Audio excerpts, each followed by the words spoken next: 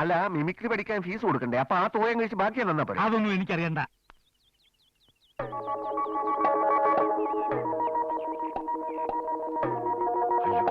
ചതിച്ചു. എന്താ സാർ?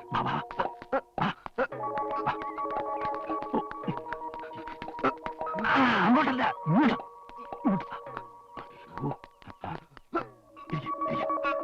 ആദായ നികുതി, ഇൻകം ടാക്സ് വരുന്നുണ്ട്.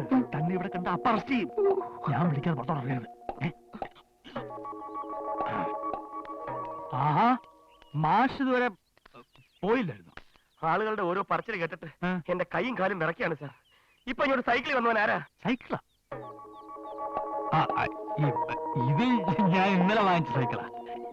എനിക്ക് ലേശം ഈ നമ്മുടെ മറ്റേ ഈ പ്രമേഹത്തിന്റെ അസ്കതയുണ്ടല്ലോ. അപ്പൊ ഡോക്ടർ പറഞ്ഞു ദിവസവും കുറച്ച് സൈക്കിൾ കിട്ടും നല്ലതാണ്. സെക്കൻഡ് ഹാൻഡാ, എന്നാൽ